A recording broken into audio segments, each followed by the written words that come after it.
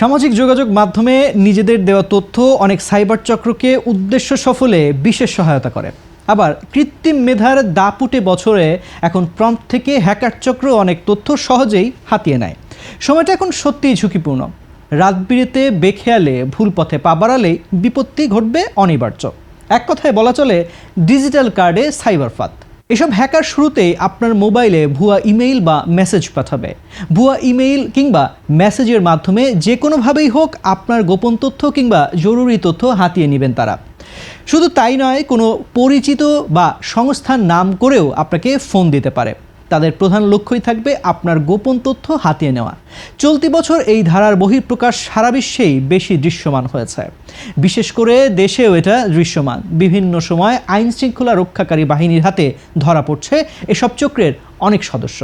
Corona বা যে কোনো ভাইরাসের এগেইনস্টে ফাইট মানি ব্যাকট্রলের লেফট রাইট। নিরাপত্তা সংস্থার সর্বশেষ প্রতিবেদন বলছে, চলতি বছরের জানুয়ারি থেকে অক্টোবর সময়ে ব্যাংক, অনলাইন স্টোর ও পেমেন্ট সিস্টেম সেজে তৈরি করা 64 লাখের বেশি ফিশিং প্রচেষ্টা ব্লক করা হয়েছে, যার প্রায় অর্ধেকই অনলাইন ক্রেতার উদ্দেশ্যে তৈরি। একই সময়ে সব ধরনের গেমিং প্ল্যাটফর্ম ছিল সাইবার আক্রমণের বড় লক্ষ্য। ক্যাসপারস্কি সিকিউরিটি নেটওয়ার্ক সূত্রে জানা গেছে, চলতি বছরের জানুয়ারি থেকে অক্টোবর পর্যন্ত অনলাইন স্টোর, ব্যাংক ও পেমেন্ট সিস্টেমের ছদ্মবেশে তৈরি করা 63,94,000 ফিশিং প্রচেষ্টা ব্লক করা হয়েছে, যার মধ্যে 48% ছিল অনলাইন ক্রেতাকে লক্ষ্য করে। একই সময়ে গেমিং প্ল্যাটফর্মে হামলার চেষ্টার সংখ্যা 2 কোটি ছাড়িয়েছে। এর মধ্যে শুধু ডিসকর্ডকেই ব্যবহার করে 1,85,00,000-এর বেশি হামলা শনাক্ত করা হয়। অনেক ক্ষেত্রে ব্যাংক কর্মকর্তার ছদ্মবেশী পরিচয়ে অ্যাকাউন্ট আপডেশন বা নতুন ডেবিট ক্রেডিট কার্ড দেওয়ার নাম করে কল করা হয়। এমন কোনো ফোন কল এলে আগে যিনি ফোন করছেন তার নাম, পরিচয়, এমপ্লয়েড আইডি জেনে নিশ্চিত হবেন। এরপর তাকে অপেক্ষমান রেখে সংশ্লিষ্ট ব্যাংকের দাপ্তরিক নম্বরে ফোন করে তার পরিচয় শনাক্ত করতে হবে। সত্যতা যাচাই হলে তবেই কথা বলবেন, নতুবা নয়। সন্দেহ হলে তাৎক্ষণিক কলে সংযোগ বিচ্ছিন্ন করবেন।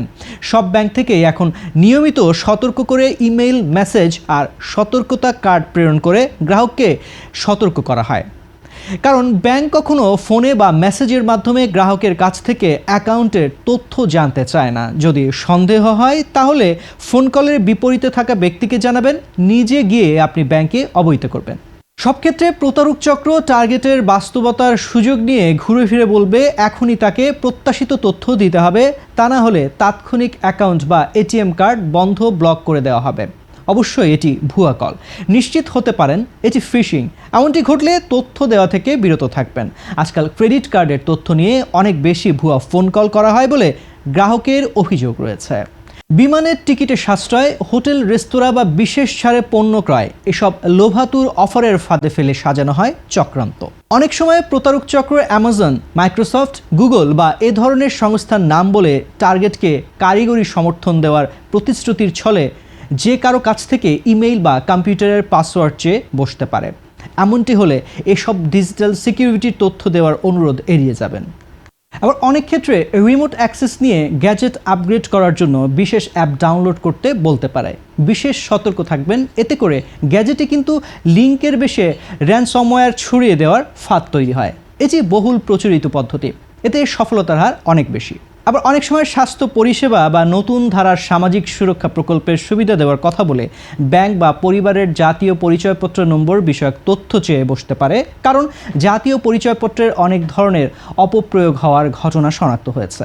শুধু তাই নয়, অনেক ক্ষেত্রে গ্যাস ও বিদ্যুতের বিল, ইনকাম ট্যাক্স রিটার্ন, এসব ডিজিটাল বিল পরিষেবায় নানা অফারের কথা বলে বা ছাড়ের প্রসঙ্গ তুলে প্রতারক চক্র ব্যক্তি তথ্য হাতানোর অবিরাম চেষ্টা করে। টার্গেট করা ব্যক্তিকে পাঠানো হয় ম্যালিশিয়াস লিঙ্ক।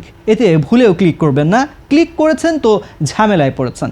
ফিশিংয়ে অনেক বেশি ক্ষতিগ্রস্ত হলে আইন শৃঙ্খলার সহায়তা নিতে হবে।